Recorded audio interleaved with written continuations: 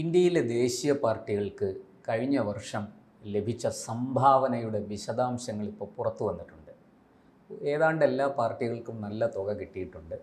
ദേശീയ പാർട്ടികൾക്ക് ഏതാണ്ട് സഹസ്ര കോടികളാണ് ലഭിച്ചിരിക്കുന്നത് സംഭാവന ഇനത്തിൽ. എന്താണ് അതിൻ്റെ വിശദാംശങ്ങൾ? ഇന്ത്യയിൽ ഓരോ വർഷം കോടീശ്വരന്മാരുടെ എണ്ണം കൂടി വരികയാണ്. അതോടൊപ്പം തന്നെ നമ്മുടെ പാർട്ടികളുടെ ഈ കോടികളുടെ എണ്ണവും അങ്ങ് വലിയ രീതിയിൽ തന്നെ വർദ്ധിച്ചു കൊണ്ടിരിക്കുന്നു. അങ്ങനെ പ്രത്യേകിച്ച് ഒരു പാർട്ടിക്കെന്നല്ല, കഴിഞ്ഞ കുറച്ചു കാലങ്ങളിലായി എല്ലാ പാർട്ടികൾക്കും വലിയ ഫണ്ടുകളാണ് വരുന്നത്. പ്രത്യേകിച്ച് ഇപ്പോൾ പാർട്ടി പ്രവർത്തനമെല്ലാം വലിയ ആഘോഷമാണല്ലോ. ഓരോ തെരഞ്ഞെടുപ്പ് കാലവും വലിയ ഒരു നമ്മുടെ കാവിലിൽ ഉത്സവം പോലെ വലിയ രീതിയിലുള്ള ഉത്സവമായി മാറിയിട്ടുണ്ട്. അതുകൊണ്ട് തന്നെയാണ് ഓരോ തെരഞ്ഞെടുപ്പിൽ അവർ കോടികൾ പൊട്ടിക്കുന്നത്. അങ്ങനെ കോടികൾ പൊട്ടിക്കുമ്പോൾ എവിടെന്നെങ്കിലും പണം വന്നാൽ മാത്രമാണല്ലോ ചെലവഴിക്കാൻ കഴിയുക. അങ്ങനെ ഈ പാർട്ടികളുടെ സാമ്പത്തികമായ കണക്കുകൾ പുറത്തുവിട്ടിട്ടുണ്ട്. അത് 2023-24 വർഷത്തെ കണക്കുകളാണ് പുറത്തുവിട്ടത്. നമുക്കറിയാവുന്നത് പോലെ തന്നെ തുടർച്ചയായി തന്നെ ഇന്ത്യ ഭരിക്കുന്ന BJP ആണ് അതിലേറ്റവും മുന്നിൽ നിൽക്കുന്ന പാർട്ടി. രണ്ടാമതുള്ളത് കോൺഗ്രസ് ആണ്. അവർ രണ്ടുപേരുമാണല്ലോ ഇന്ത്യയിലെ പല സംസ്ഥാനങ്ങളിലും അധികാരത്തിലുള്ളതും പ്രതിപക്ഷത്തുള്ളതോ രണ്ട് പാർട്ടികളാണ് ഈ കോൺഗ്രസും BJPയും. ഒരു കാലത്ത് BJP ഈ ഇടക്കാലത്താണ് കയറി വരുന്നത്. മുൻകാലങ്ങളിൽ ഭരണത്തിലിരിക്കും കോൺഗ്രസ് ആയിരുന്നു. അത് സ്വാഭാവികമായി അങ്ങനെയാണല്ലോ. ഈ കോർപ്പറേറ്റ് വലിയ കമ്പനികൾ അധികാരത്തിന്റെ പുറകെയാണ്. അധികാരത്തിലിരിക്കുന്ന പാർട്ടികൾക്ക് തങ്ങളുടെ സംഭാവനയായി കോടികൾ നൽകുന്നത് പതിവാണ്. ആ പതിവ് തന്നെയാണ് പണ്ട് മുതൽ തന്നെ തുടർന്നു വരുന്നത്. അവർ ഇപ്പോൾ BJP ആണ് 2014 മുതൽ ഇപ്പോൾ കേന്ദ്രം ഭരിക്കുന്നത്. അതോടൊപ്പം തന്നെ പല സംസ്ഥാനങ്ങളിലും തുടർച്ചയായി തന്നെ അധികാരത്തിൽ വരുന്ന ഒരു പാർട്ടി BJP ആണ്. നമുക്ക് തന്നെ അറിയാവുന്നതാണ്, ഒരു 10-ലധികം സംസ്ഥാനങ്ങളിൽ അവർ ഒറ്റയ്ക്കും അതിലധികം സംസ്ഥാനങ്ങളിൽ സഖ്യകക്ഷികളുമായിട്ട് ഭരിക്കുന്നത്. അതിനെ കാരണം ഇന്ത്യയുടെ എല്ലാ പ്രദേശങ്ങളിലും ആ പാർട്ടിയുടെ പ്രസൻസ് ഇപ്പോൾ ഉണ്ടായി കഴിഞ്ഞിട്ടുണ്ടല്ലോ. തെക്കില്ല, വടക്കില്ല, പടിഞ്ഞാറില്ല, ആ വ്യത്യാസമില്ലാതെ എല്ലാ പ്രദേശത്തും തങ്ങളുടെ സ്വാധീനം വർദ്ധിക്കാൻ കഴിഞ്ഞു. അങ്ങനെ അവിടെ നിന്നെല്ലാം വലിയ രീതിയിലുള്ള ഫണ്ട് പിരിച്ച് അവർ കാര്യങ്ങൾ നടത്തുകയാണ്. അതിന്റെ കണക്ക് ഇങ്ങനെയാണ്. BJP ഈ കഴിഞ്ഞ വർഷം ലഭിച്ച 6 പാർട്ടികൾ ദേശീയ പാർട്ടികളാണുള്ളത്. ആ 6 ദേശീയ പാർട്ടികളുടെ കണക്ക് ഇങ്ങനെയാണ്. അതിൽ 100% 75% ലഭിച്ചിരിക്കുന്നത് BJP ആണ്. 21% ഉള്ളത് കോൺഗ്രസിനാണ്. പിന്നീട് ഈ BJPയുടെ അത് കണക്കായി വരുമ്പോൾ 4340.47 കോടി രൂപയാണ് കഴിഞ്ഞ വർഷം മാത്രം BJPക്ക് ലഭിച്ചിരിക്കുന്നത്. അതോടൊപ്പം തന്നെ കോൺഗ്രസിന് 1225.12 കോടി രൂപ ലഭിച്ചിട്ടുണ്ട്. കാരണം മോശമല്ലെന്ന് പറയുമ്പോഴും ഇത്രയും മാത്രമാണോ അവരുടെ ഫണ്ടെന്ന് നാം സംശയിക്കേണ്ടിയിരിക്കുന്നു. ഈ കോൺഗ്രസും ഇവിടുത്തെ ഇടതുപക്ഷവുമല്ല വിമർശിക്കുമ്പോൾ അദാനിയും അംബാനിയും മാത്രം ഇന്ത്യയിൽ നിന്നും BJP സഹായിക്കുമ്പോൾ കോൺഗ്രസിനെ സഹായിക്കാൻ സോറസും ഉൾപ്പെടെയുള്ള അമേരിക്കൻ വിദേശ ഫണ്ടുകൾ വരുന്ന ഒരു പാർട്ടിയാണ് കോൺഗ്രസ്. ഇപ്പോൾ BJP അവർ വിമർശിക്കുമ്പോൾ അദാനിയുടെ ചൈനയിൽ നിന്ന് പോലും ഫണ്ട് കിട്ടിയെന്നൊക്കെയാണ് പറയുന്നത്. പണ്ട് ചൈന നേരിട്ട് വന്ന് ഗിഫ്റ്റ് കൊടുക്കുന്ന ഒരു ചരിത്രം ഉണ്ടല്ലോ.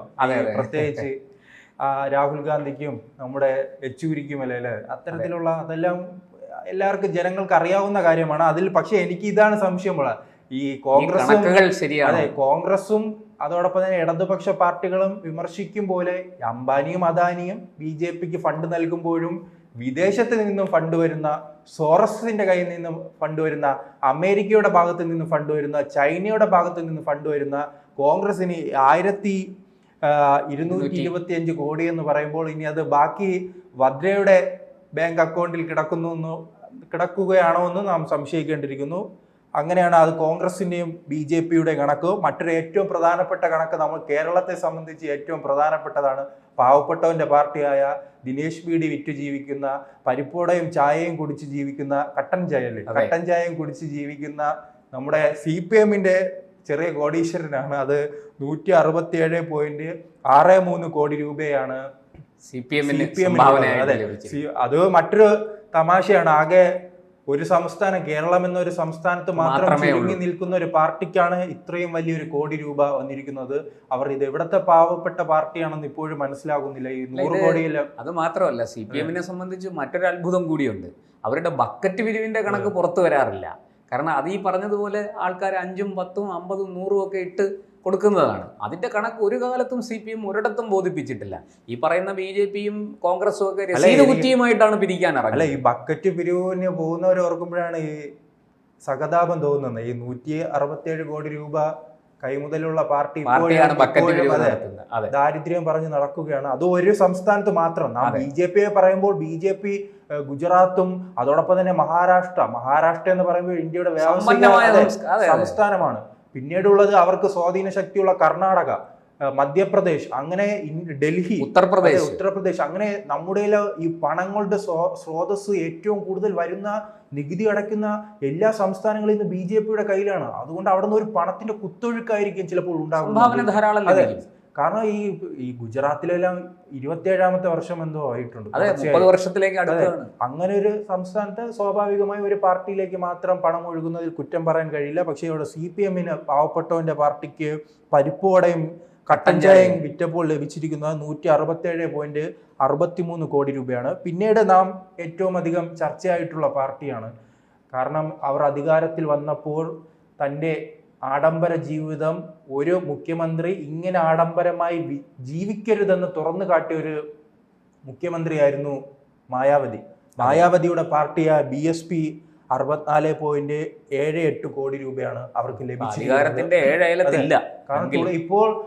കാരണം ഉത്തർപ്രദേശിൽ BJP ഒരു ഇടക്കാലത്തിന് ശേഷം 2014 ശേഷം വലിയ മുന്നേറ്റം ഉണ്ടാക്കിയല്ലോ. ആ മുന്നേറ്റത്തിൽ ഏറ്റവും കൂടുതൽ തകർന്നടിച്ചിരിക്കുന്നത് BSP ആണ്. ലോക്സഭയിലായാലും നിയമസഭയിലായാലും വലിയ രീതിയിൽ ആ പാർട്ടി തകർന്നടിഞ്ഞു. എന്നാലും അവരുടെ ഈ സാമ്പത്തിക സ്രോതസ്സിന് വലിയ ഇളക്കം തട്ടിയിട്ടില്ല. അവർ 64.74 കോടി രൂപയുണ്ട്. ഒരു കാലത്ത് ഈ ഉത്തർപ്രദേശിന്റെ ആ ഇമേജിൽ അവർ രാജസ്ഥാനിലും മറ്റു പല സംസ്ഥാനങ്ങളിലും, ഡൽഹിയിൽ ഉൾപ്പെടെ അവർക്ക് MLA-മാരുണ്ടായിരുന്നു, മധ്യപ്രദേശിൽ അവർക്ക് MLA-മാരുണ്ടായിരുന്നു. അങ്ങനെ ഒരു ദേശീയ പാർട്ടിയായി കേരളത്തിൽ ഉൾപ്പെടെ അവർക്ക് വലിയ രീതിയിൽ നീലൻ ഉൾപ്പെടെയുള്ളവർ തിരുവനന്തപുരത്ത് തന്നെ മത്സരിക്കുന്ന സാഹചര്യമുണ്ട്. അദ്ദേഹം അന്ന് ഒരു കാലത്ത് 3ാം സ്ഥാനത്ത് തന്നെ ഉണ്ടായിട്ടുണ്ട്. അത് BJP-യെ പിന്തള്ളി അദ്ദേഹത്തിന് 3ാം സ്ഥാനത്തിലേക്ക് എത്താൻ കഴിഞ്ഞ 1 ലക്ഷത്തിന് പുറത്ത് വോട്ട് പിടിച്ചായിരുന്നു. ആ രീതിയിലാണ് BSP ഉള്ളത്. പിന്നീട് ഏറ്റവും ചെറിയ കുഞ്ഞു പാർട്ടിയായ ആം ആദ്മി പാർട്ടി, ആ പാർട്ടിയുടെ ഇത്രയും വലിയ വളർച്ച കൊണ്ടാണ് ആ പാർട്ടി ഇപ്പോൾ തകർന്നില്ലാതായിരിക്കുന്നത്. അവർക്ക് AAPക്ക് ലഭിച്ചിരിക്കുന്നത് 22.68 കോടി രൂപയാണ്. മോശമല്ല, അതെ, ലഭിച്ചിരിക്കുന്നത്. പക്ഷെ ആ പാർട്ടിക്ക് അങ്ങനെ ഒരു വലിയ സ്വപ്നം കണ്ട് ഈ വലിയൊരു ഫണ്ട് പിരിവ് നടത്തിയത് കൊണ്ടാണ് ആ പാർട്ടി ഡൽഹിയിൽ തകർന്നടിഞ്ഞിരിക്കുന്നത്. ആ പാർട്ടി തുടക്കത്തിലെല്ലാം അറിയാം, ഈ ഞങ്ങളുടെ പാർട്ടിക്ക് ഫണ്ടില്ല, അതുകൊണ്ട് നിങ്ങൾ നൽകണമെന്ന് പറഞ്ഞ് ഓൺലൈനായിട്ട് പിരിച്ചിരുന്ന ഒരു പാർട്ടിയാണ്. ആ പാർട്ടി അങ്ങനെ അതെല്ലാം കൊണ്ട് തന്നെയാണ് ജനങ്ങൾ വലിയ വിജയവും ഉണ്ടാക്കി കൊടുത്തത്. ഒരു പാർട്ടിക്ക് ഇങ്ങനെയല്ലേ വളരാൻ കഴിയുമോ എന്ന് തന്നെ അത്ഭുതപ്പെട്ടിരുന്ന ഒരു അവസ്ഥ ഉണ്ടായിട്ടുണ്ട്. കാരണം ഈ ഡൽഹിയിലെ 2015 തെരഞ്ഞെടുപ്പിൽ ഡൽഹിയിൽ 70 സീറ്റിൽ മത്സരിക്കുമ്പോൾ 67 സീറ്റിൽ ആ പാർട്ടി മത്സരിച്ച് വിജയിക്കുന്ന ഒരു സാഹചര്യം ഉണ്ടായിരുന്നു. പിന്നീട് 2020 വരുമ്പോഴേക്കും 62ലേക്ക് ലഭിക്കുന്നു.